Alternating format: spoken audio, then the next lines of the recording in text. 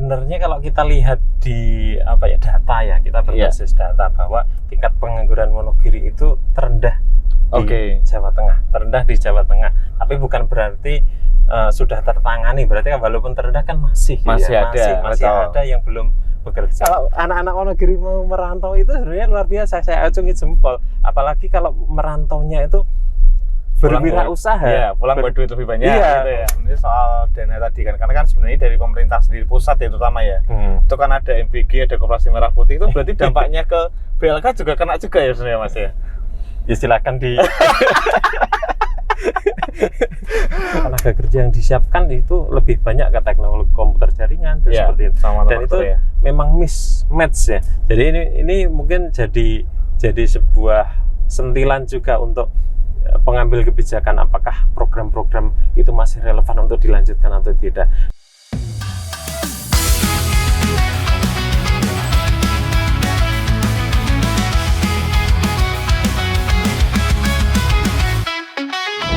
Berjalan menyusuri jalan cerita, tokoh inspiratif dari Nusantara. Mobil melaju, cerita pun dimulai, roda berputar penuh makna besar.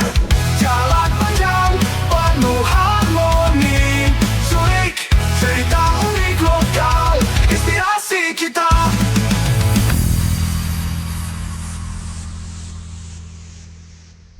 Halo Sobat Culik semuanya, masih dengan saya Om Yosia. Dan hari ini kita ketemu dengan seorang yang luar biasa banget. Nah, siapakah beliau? Kita akan ngobrol banyak dengan beliau. Dan kegiatannya beliau apa, nanti kita akan ngobrol gitu. Nah, silahkan Mas, mungkin bisa langsung perkenalkan diri kepada Sobat Culik, monggo. Sobat Culik? Iya, Sobat Culik. Oke. Halo Sobat Culik semuanya. Ya, perkenalkan saya Adi Romadi Abdullah, yang kali ini diajak oleh tim culik ya. Sobat Culik berarti ini tim culik berarti? Iya, tim culik betul. Ini tim culik untuk ya ngobrol-ngobrol. Saya sendiri dari Balai Latihan Kerja Kabupaten Wonogiri. Kita sebuah lembaga yang berada di bawah koordinasi Dinas Tenaga Kerja dan Perindustrian Kabupaten Wonogiri, yang tugasnya untuk penyiapan kompetensi calon tenaga kerja. Itu ya. Oke, siap. Nah, kita ngomong soal tenaga kerja nih. Kalau di Wonogiri sendiri sebenarnya tenaga kerja yang diharapkan atau itu sudah mencukupi atau belum sih Mas sebenarnya Mas? Sebenarnya kalau kita lihat di data ya, kita berbasis data bahwa tingkat pengangguran Wonogiri itu terendah di Jawa Tengah, terendah di Jawa Tengah. Tapi bukan berarti sudah tertangani, berarti walaupun terendah kan masih ada yang belum bekerja. Kalau kita lihat, kita di tingkat pengangguran terbuka sebesar 2,16%, 2,16% dengan jumlah pengangguran berapa itu, sekitar 14 ribuan ya. Ya, 14 ribuan orang. Dan itu juga kita tidak bisa melihat itu hanya sebagai data, satu pun juga harus ditangani kan, karena kita fokusnya sebagai orang yang diberikan tugas untuk melayani masyarakat. Data walaupun 1-2, walaupun hanya 1%, itu tugas kita untuk menyiapkan mereka untuk bisa bekerja. Kalau sebenarnya definisi dari pengangguran sendiri itu seperti apa sih Mas? Karena kan bisa jadi kan kerja serabutan, terus seminggu kerja, seminggu enggak. Nah, sebenarnya definisi dari pengangguran sendiri kalau menurut dari BLK sendiri atau dari dinas itu seperti gimana sih? Kalau pengangguran, kalau yang tadi yang Jenengan sampaikan itu ya, ada yang bekerja seperti yang di sektor pertanian biasanya yang paling banyak. Itu kan ada yang bekerja apalagi kalau pas musim panen. Hanya bekerja pada waktu musim panen, kemudian setelah itu tidak bekerja. Itu bisa dikatakan setengah penganggur. Setengah nganggur. Ya, itu bisa dikatakan setengah penganggur. Tapi kalau untuk yang bekerja, dia harus memenuhi jam. Biasanya itu kita dalam 1 minggu itu sekitar 37,5 minimal jam setiap minggunya. Ya, setiap minggunya itu bisa dikatakan memenuhi jam bekerja ya, jam bekerja standarnya seperti itu. Berarti bukan ke arah hasilnya berapa enggak, tapi setelah pekerjaan yang dia lakukan ya. Iya, kalau melihat standar misalnya capaiannya itu nanti berbeda lagi. Berbeda lagi. Nah, sebelum BLK Mas, kalau dari karir Jenengan sendiri sebelum memimpin di BLK kemana aja nih? Saya pengangkatan di tahun 2010. Ya, itu CPNS sebagai calon instruktur, instruktur BLK. Kemudian menjadi instruktur di tahun 2013 ya. Kita sebelum itu kan jadi calon instruktur kita harus diklat dulu ya. Iya. Diklat dulu, saya diklat itu 7 bulan di Serang. Ya di Banten ya. Jangan main-main. Di Banten itu 7 bulan, setelah itu dapat sertifikat untuk tamat pelatihan dan juga dapat sertifikat kompetensi, baru diangkat menjadi instruktur. Setelah itu kita mengabdi di BLK dari tahun 2013 sampai 2021. Lumayan lama juga ya. 2021 baru 2021 saya nggak tahu tiba-tiba dipanggil untuk diberikan amanah jadi kepala BLK. Oke. Nah, sebenarnya kalau kita ngomong fokus ke BLK ya. Kalau sebenarnya perbedaan antara BLK sendiri sama kursus yang di swasta misalnya itu sebenarnya seperti apa sih, Mas? Sebenarnya secara prinsip sama ya. Oke. Ya, secara prinsip hanya pengelolaannya saja. Ya, lembaga kursus juga sama memberikan pelatihan sesuai dengan unit-unit kompetensi yang dibutuhkan di dunia kerja saat ini. Oke. BLK juga sama. Yang membedakan adalah pengelolaannya. Kita merupakan lembaga yang berada di bawah koordinasi Dinas Tenaga Kerja, otomatis berada di bawah Pemda Wonogiri, berarti kita lembaga miliknya pemerintah. Oke. Ya, seperti itu. Kalau dari sisi program dan yang lain sama. Instruktur juga swasta pun juga harus punya kompetensi, instruktur BLK juga harus punya kompetensi metodologi dan juga teknis untuk bisa mengajar di pelatihan. Oke. Nah, kalau untuk masalah sendiri, kalau kita ngomong masalah di Wonogiri ya, sebenarnya itu kan ada banyak orang-orang tuh merantau ya, bisa dikenal biasanya dengan kaum Boro ya, Mas. Ya. Nah, sebenarnya kalau untuk menanggapi sendiri dari sudut pandang BLK sendiri, ketika orang-orang dari Wonogiri merantau ke Jakarta, ke kota-kota besar, itu sebenarnya seperti apa sih, Mas? Ya, itu dua sisi ya, Mas. Jadi ketika kita melihat bahwa anak-anak Wonogiri yang setelah selesai mengikuti pendidikan kemudian lulus itu lebih punya kecenderungan pengen kerja keluar daerah, itu bisa dipandang sebagai sesuatu yang positif karena itu membuktikan bahwa anak-anak Wonogiri itu memang tangguh ya, dan mandiri ya. Dari segi positif Iya, positif, tangguh, mandiri, dan juga mereka punya kemauan untuk bekerja keras, untuk bekerja keras, dan itu juga sebenarnya sudah terbukti. Saya sering ngobrol juga dengan mereka-mereka praktisi manajemen kepegawaian atau HRD di wilayah Solo sampai dengan nasional itu juga mengatakan bahwa tenaga kerja Wonogiri itu istimewanya apa? Ulet, ulet, kemudian tahan banting, nggak neko-neko, nggak neko-neko, dan itu sesuatu yang sangat istimewa dibandingkan daerah yang lain, bahkan sampai luar negeri. Ya, dan itu sesuatu yang positif ya. Itu satu sisi ya. Sisi yang lainnya. Sisi yang lainnya itu juga bisa dikatakan bahwa Wonogiri belum menyediakan lapangan pekerjaan yang memadai. Ya, memang itu tantangannya kita seperti itu ya, Mas. Karena sekali lagi Wonogiri kalau kita melihat dari sisi geografis, kita memang bukan daerah yang berada di tempat yang strategis gitu ya.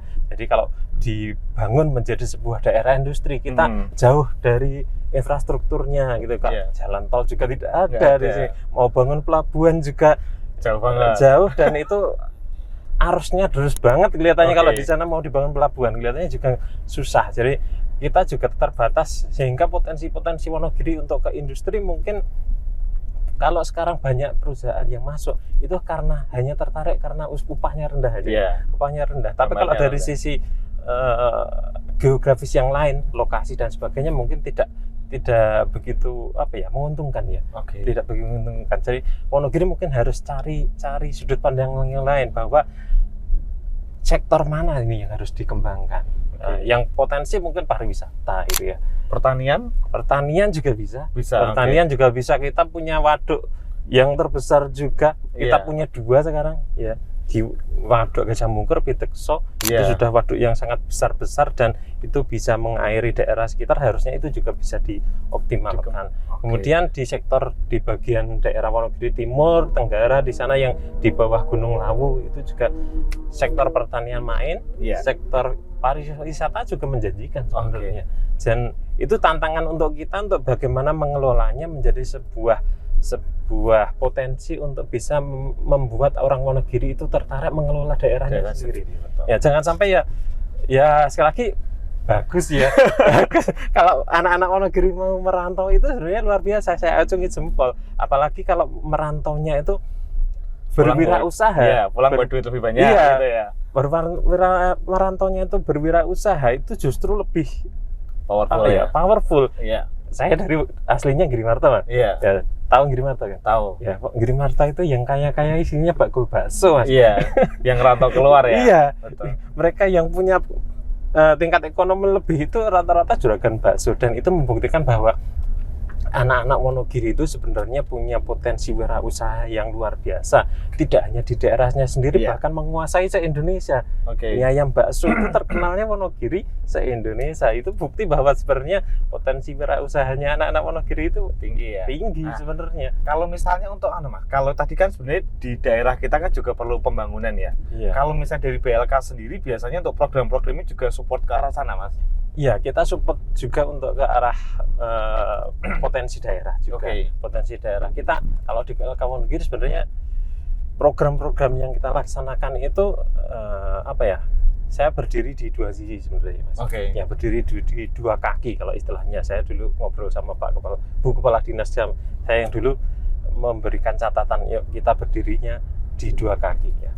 Artinya apa? Kalau kita mau membangun anak-anak Wonogiri untuk bisa mengembangkan potensi daerah ke arah digital dan ke arah entrepreneurship, itu butuh waktu juga. Iya.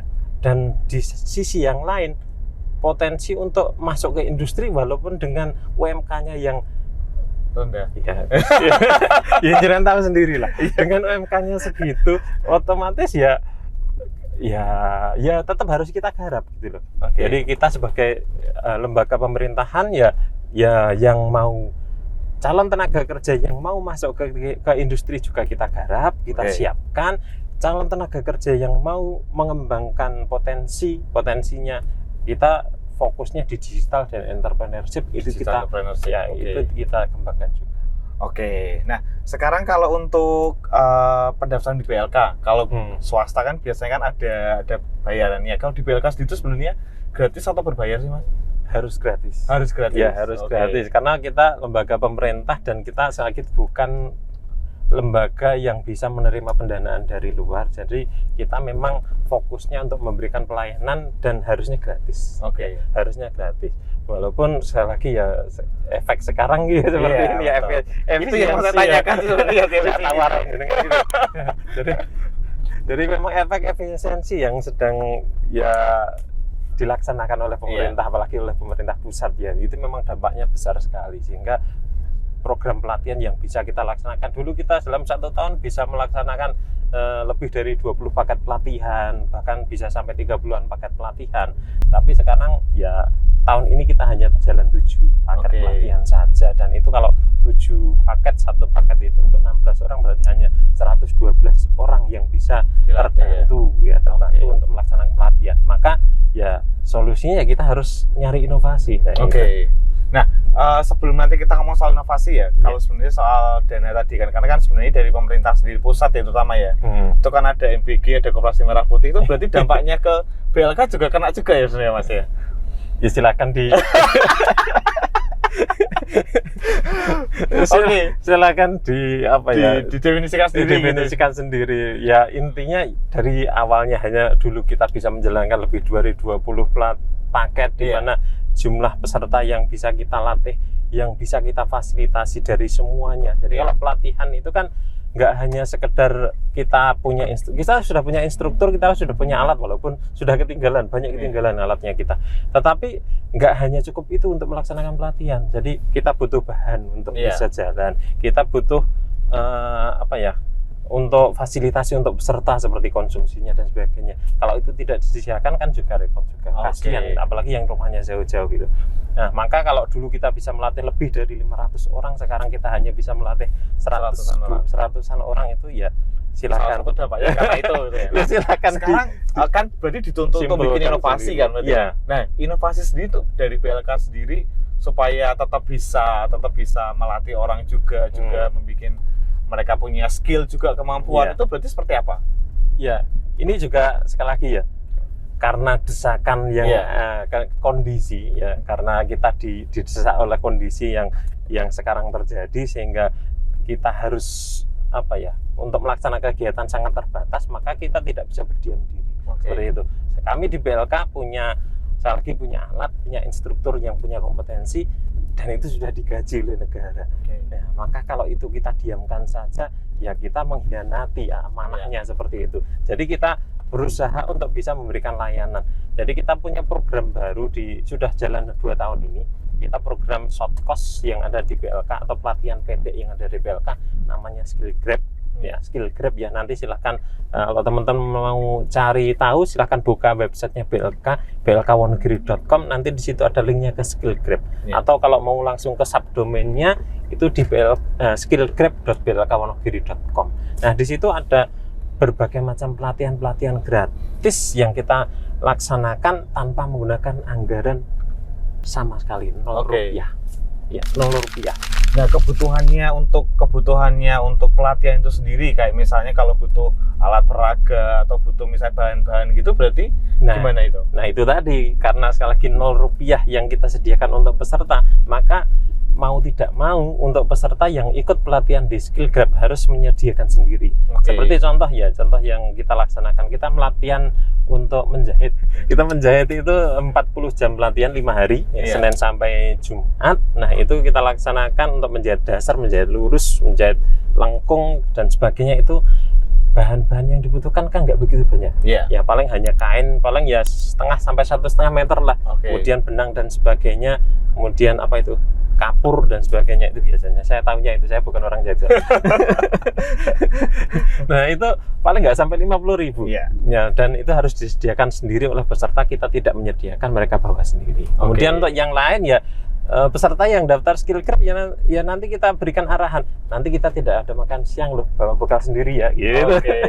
Tapi sudah diajari, dikasih ilmunya, cuman untuk syarat-syarat yang lain tuh menyediakan sendiri. Menyediakan sendiri. Belum ada biaya ke sana ya? Belum ada. Jadi dari pemerintah belum ada, dan itu sekali lagi wujud tanggung jawabnya kita sudah punya instruktur, daripada nganggur ya tetap harus melayani masyarakat. Kalau di BLK itu kan ada pelatihan soft skill juga. Nah, itu seperti apa sih, Mas? Ya, jadi sebelum saya menjawab detailnya ke soft skill ya. Jadi BLK itu kan ada 2 inti layanan ya. 2 inti layanan, yang pertama itu hard skill, yang 2 soft skill. Kita jadikan itu sebagai 2 inti layanan yang itu kita laksanakan secara terintegrasi. Jadi pelatihannya BLK itu mendidik atau melatih calon tenaga kerja. Kalau saya sendiri, boleh nggak saya mencoba mempopulerkan sebuah diksi baru gitu.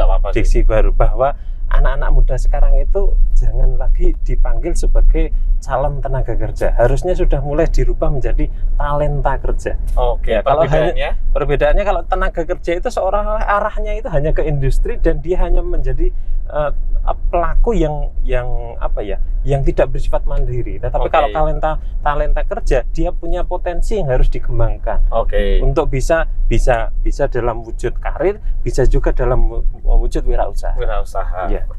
Kembali ke tadi ya. Soft skill sama hard skill ya.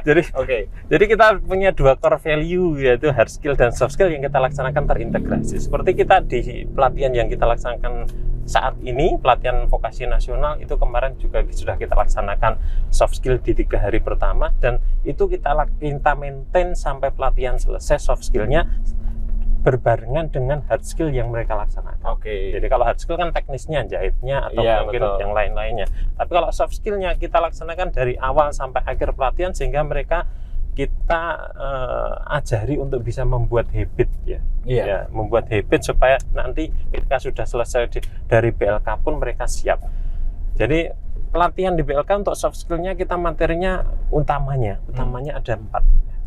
Ada leadership atau kepemimpinan, ada komunikasi, kemudian ada self development atau pengembangan diri, kemudian yang terakhir itu produktivitas.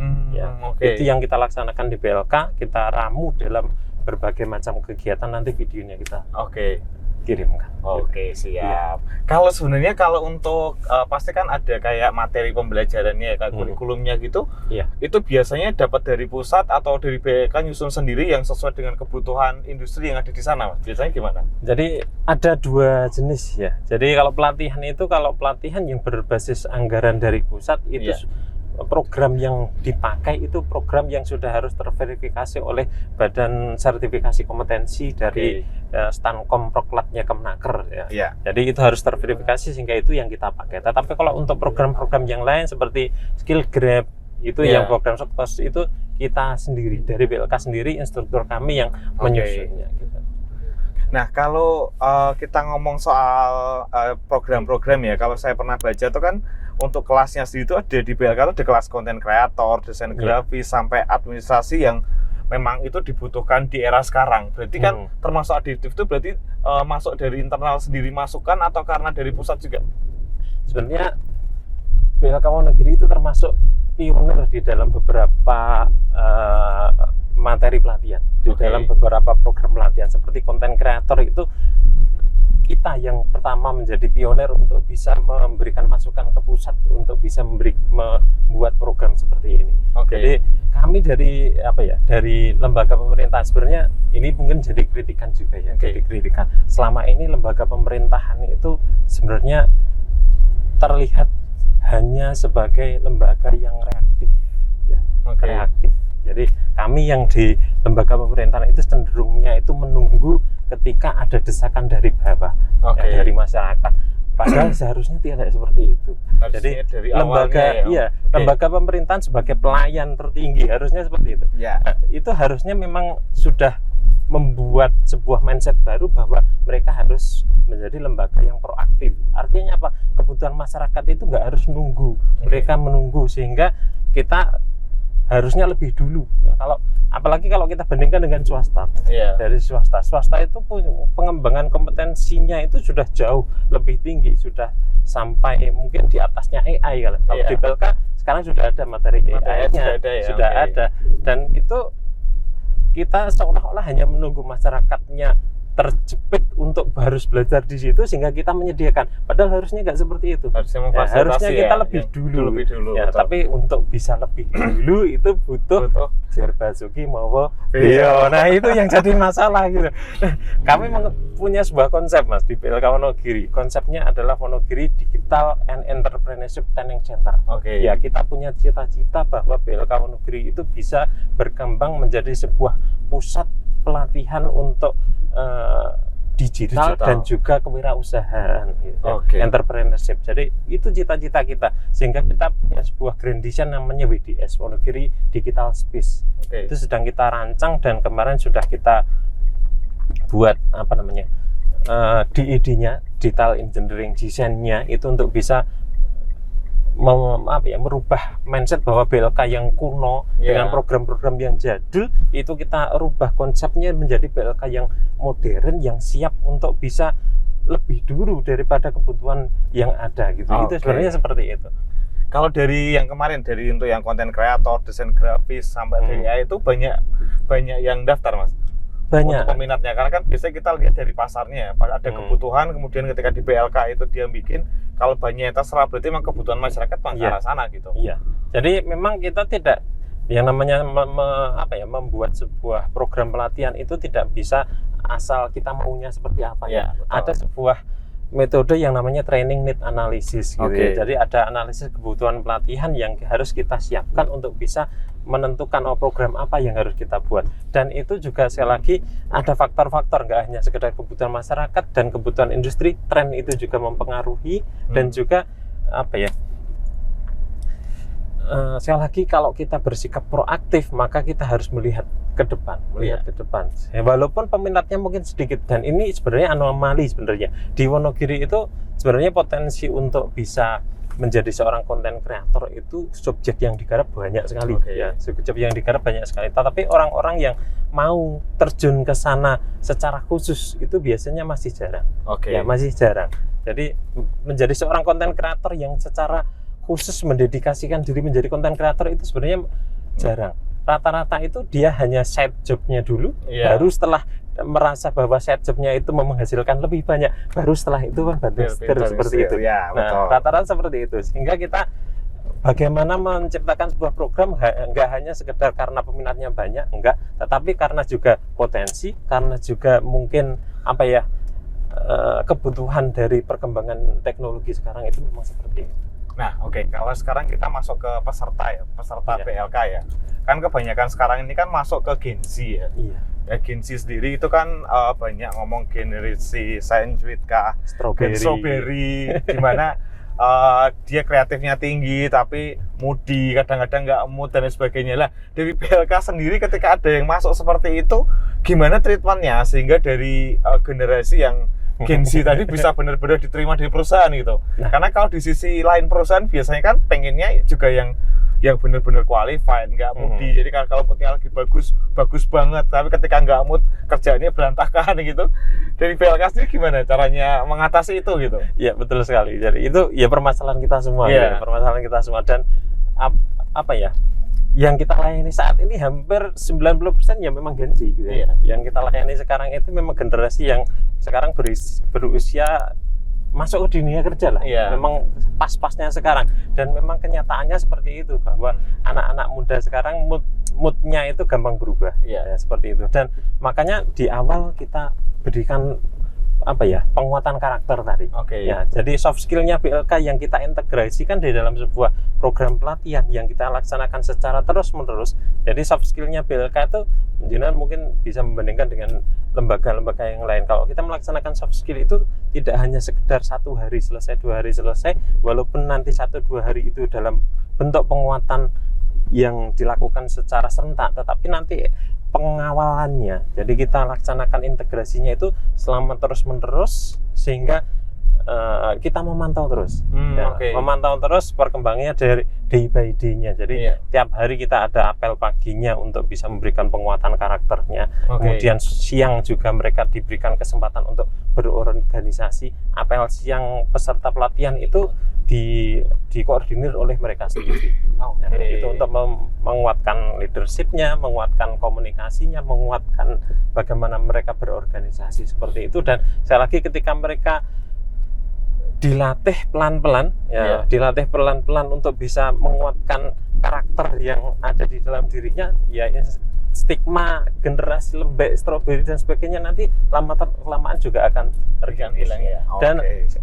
Dan istimewanya Wonogiri ya. Sekali lagi saya terima kasih kepada Gen Z dan juga anak-anak Wonogiri itu. Ketika kami mengirim tenaga kerja ke perusahaan-perusahaan, dari banyak perusahaan, dari banyak lembaga yang mengirim. Kemarin ini saya cerita, kemarin saya ngirim alumni pelatihan LAS ke PT Insera Siena Polygon. Ya, Insera Siena Polygon itu mereka sangat percaya dengan BLK Wonogiri. Jadi kalau yang lain itu tesnya mungkin harus banyak-banyak. Di sini cukup interview online aja nanti diterima, Mas. Jadi karena sudah track record-nya udah bagus semua. Iya, track record-nya bagus. Kalau sekarang untuk perkembangan AI ya, kalau kita ngomong soal AI sendiri kan sebenarnya itu juga bisa memangkas ya, atau biasanya dengan perkembangan teknologi itu dengan adanya AI dari butuh karyawan 10, sekarang 2 aja udah bisa gitu. Betul. Nah, mensiasati itu gimana kalau dari PLK Wonogiri sendiri? Penyerapan teknologi AI kalau di Indonesia mungkin masih jalannya mungkin tidak seperti di luar negeri ya, tidak seperti di negara-negara maju yang mungkin dalam 1-2 tahun ke depan itu banyak sekali pemangkasan tenaga kerja. Tapi kalau di Wonogiri, alhamdulillah karena di sini lebih banyak tenaga kerjanya itu di sektor padat karya, sehingga penggunaan AI-nya itu tidak terlalu banyak berdampak. Tetapi kita harus menyiapkan. Sekali lagi kita tidak bisa menyiapkan apa yang sedang terjadi, tapi menyiapkan apa yang mungkin nanti akan terjadi. Dan untuk siswa BLK Wonogiri mungkin Anda bisa tanya, jangan bisa tanya ke peserta pelatihan di BLK Wonogiri. Saya selalu memberikan nasihat atau memberikan pesan seperti ini, bahwa kamu silahkan bekerja di perusahaan, silahkan, mau di Wonogiri, mau di luar Wonogiri atau di luar negeri silahkan, tetapi kamu harus bisa menentukan tujuan besok itu mau kamu bekerjanya itu berapa lama. Oke. Berapa lama? Setahun, 2 tahun, 3 tahun, 5 tahun, atau 10 tahun. Dan setelah itu mau ngapain? Saya ajari mereka untuk bisa menentukan goal-nya ke depannya seperti apa. Dan saya lihat Wonogiri itu sebenarnya sangat aman dan sangat memungkinkan untuk bisa selamat dari ancaman AI. Kenapa? Sektor pertanian itu adalah sektor yang terdampak dari AI-nya itu paling lambat. Menurut saya paling lambat. Kenapa? Karena untuk implementasi sektor pertanian ke AI ke dunia pertanian itu butuh resource tinggi, butuh duit banyak juga, dan itu juga butuh proses jaga. Mungkin sekitar lebih dari 10 tahun masih akan jalan. Sehingga kalau anak-anak muda Wonogiri itu mau menjadi seorang entrepreneurship atau mungkin menjadi petani muda, petani Gen Z muda yang modern, itu potensinya masih sangat luar biasa. Kalau misalnya saya tanya, 5 tahun ke depan BLK mau gimana sih? 5 tahun ke depan, itu yang sudah saya sampaikan tadi. Kita punya grand design namanya Wonogiri Digital Space. Jadi kita punya sebuah cita-cita bahwa kita ingin membuat BLK Wonogiri menjadi sebuah center atau pusat untuk pelatihan, untuk pengembangan bagaimana anak-anak muda bisa mengoptimalkan potensinya di bidang digital dan juga entrepreneur. Digital sama entrepreneur ya. Nah, Mas, untuk salah satu masalah yang klasik ya untuk lulusan sendiri adalah mismatch ya antara di SMK dengan kuliah. Terus bagaimana cara BLK ini menjembatani itu, Mas? Sebelum kita bagaimana menjembatani, jadi memang realitas yang ada gitu ya. Jadi di Wonogiri itu sekitar 45 SMK kalau nggak salah. Ya, sekitar 45 SMK, dan setiap tahun itu dia ada sekitar 14.000 kalau nggak salah itu lulusan. Ya, lulusan. Dan ternyata kalau kita gali lebih dalam, jurusan yang ada di SMK di Wonogiri itu hampir sekitar, saya mencari data itu sekitar 18 SMK itu lebih fokusnya ke komputer seperti, tapi masih lama, program lama seperti komputer jaringan, ya seperti itu, rekayasa perangkat lunak. Kemudian ada juga yang sekitar 12 sampai 14 SMK itu yang di sektor otomotif, otomotif dan manufaktur, manufaktur dan otomotif. Kemudian yang lain itu ada di business management, itu sekitar 12 kalau nggak salah. Dan ternyata itu tidak sesuai dengan apa yang ada di Wonogiri gitu. Jadi Wonogiri itu sektor yang jalan itu sektor garment apparel, sektor garment, sektor kemudian pariwisata, kemudian UMKM, tetapi yang tenaga kerja yang disiapkan itu lebih banyak ke teknologi komputer jaringan dan seperti itu. Dan itu memang mismatch ya. Jadi ini mungkin jadi sebuah sentilan juga untuk pengambil kebijakan, apakah program-program itu masih relevan untuk dilanjutkan atau tidak. Tetapi sambil menunggu untuk proses perubahan itu kan tidak bisa dilaksanakan secara cepat, gitu ya. Tidak bisa dilaksanakan perubahan kejuruan, lingkup kejuruan di SMK itu dalam waktu singkat itu tidak mungkin. Jadi BLK menjembatani hal tersebut dengan apa? Menyediakan kompetensi yang mungkin tidak didapatkan di SMK gitu. Ya, seperti yang di SMK kan latihannya hanya untuk komputer jaringan, tapi pengen menjadi tenaga ahli di sektor las, ya kita bantu di sana. Silahkan di situ masuk ke situ. Akhir kata. Kalau misalnya nih ngomong sama teman-teman dari Wonogiri semuanya, ada yang mau disampaikan nggak buat mungkin calon atau buat alumni atau buat yang mau daftar ke BLK, mungkin ada yang mau disampaikan, monggo. Anak-anak muda Wonogiri, talenta kerja muda dari Wonogiri, monggo kalau mau menyiapkan kompetensi, mau belajar, mau mengembangkan diri, kita punya sebuah wadah untuk pelatihan. Ada pelatihan yang berbasis anggaran, ada pelatihan vokasi nasional atau pelatihan berbasis kompetensi, atau kalau mungkin memang kuotanya karena ini memang terbatas, kita masih menyediakan tool yang lain. Kita ada skill grab untuk pengembangan kompetensi dalam bentuk soft course. Kalau mau informasi lebih lengkapnya silakan buka saja websitenya BLK, blkwonogiri.com. Kemudian kalau informasi real time mengenai pendaftaran itu bisa diakses lewat media sosialnya. Kita punya Instagram juga ada, TikTok juga ada, YouTube juga ada.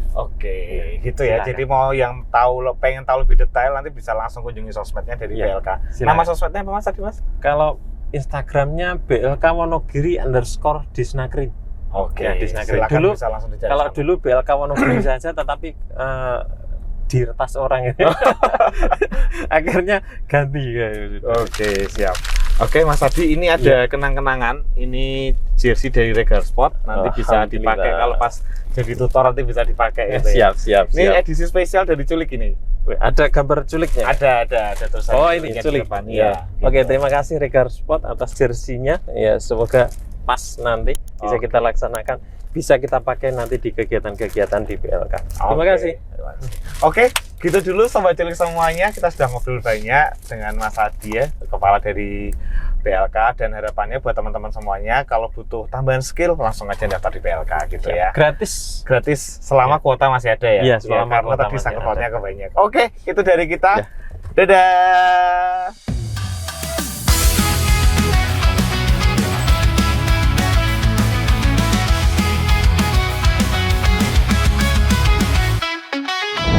Berjalan menyusuri jalan cerita, tokoh inspiratif dari Nusantara. Mobil melaju, cerita pun dimulai, roda berputar penuh makna besar. Jalan panjang penuh